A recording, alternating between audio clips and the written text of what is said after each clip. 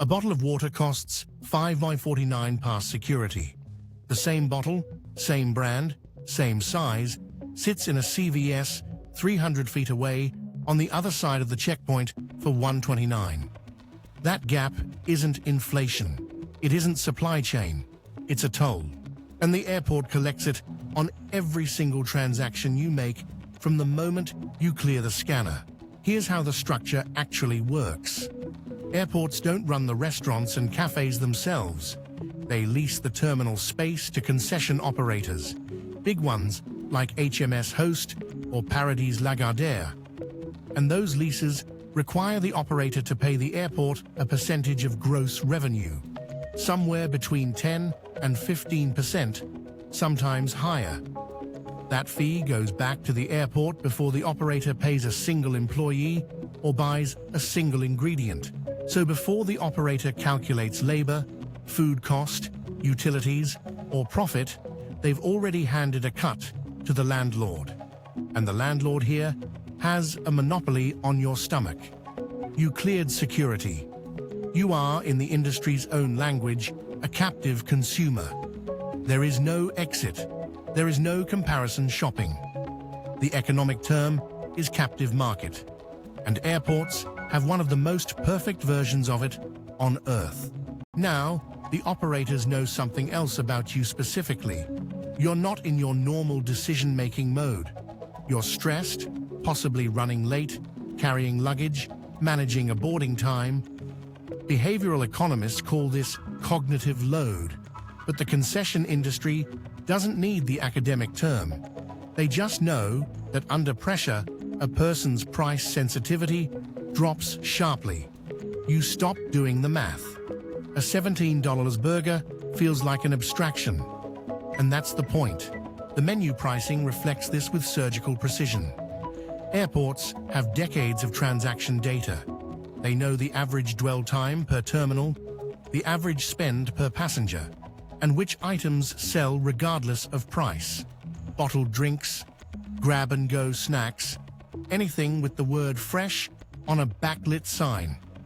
The margins on those items run 60, sometimes 70%. A $4 banana exists because someone ran the numbers and found out you'll pay $4 for a banana when your flight boards in 40 minutes. The leases come with another layer most people never see: brand standards and street pricing clauses. In theory, many airports actually require vendors to charge no more than 10 to 15% above their street prices, meaning the same price you'd pay outside the terminal. Major airports, including several in New York, Chicago, and Los Angeles, have these clauses on paper. In practice, enforcement is almost non-existent, and vendors comply selectively, applying street pricing to one or two visible items while pricing everything else at the ceiling. Follow the money one more level. The airport authority collects concession revenue. That revenue funds airport operations and, critically, keeps aeronautical fees, the charges airlines pay to land, artificially lower.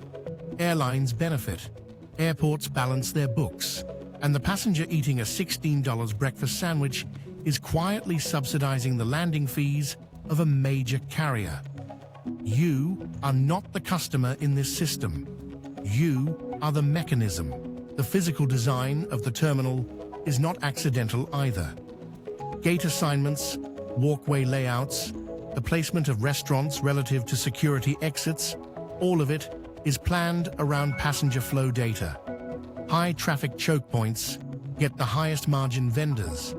That bakery right at the security exit isn't there because someone liked the location. It's there because eye-tracking studies showed passengers pause at that exact spot while they reorient after the checkpoint.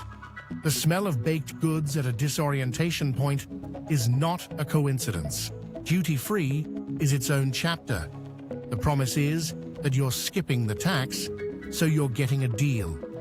The catch is that the retail markup underneath the tax is already inflated so aggressively that the duty-free price frequently lands above what you'd pay at a regular retailer at home.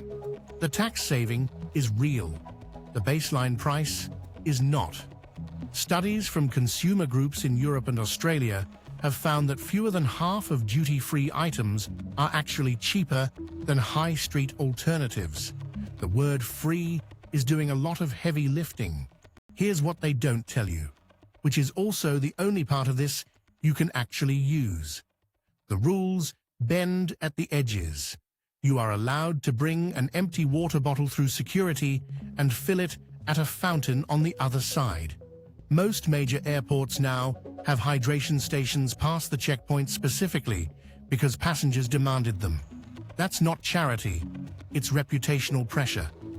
Use it. A reusable bottle eliminates the single, most marked up item in the terminal. Most airport lounges now sell day passes for $30 to $50, and a significant number of credit cards, not premium ones, mid-tier ones, carry lounge access as a benefit that a large share of cardholders never activate. One lounge visit, with included food and drink, wipes out the markup you'd otherwise pay across 3 or 4 transactions. The economics flip. The airport built a system that extracts from the unprepared. Preparation is the only counter move available. And if you eat before you go through security, or buy food in the departures hall before the checkpoint, you pay street price. That's not a secret. It's just inconvenient. And inconvenience is the entire product the airport is selling. The $5.49 water bottle isn't priced for greed alone. It's priced for the precise moment when your inconvenience outweighs your resistance. Every vendor in that terminal knows exactly where that line is. Now you do too.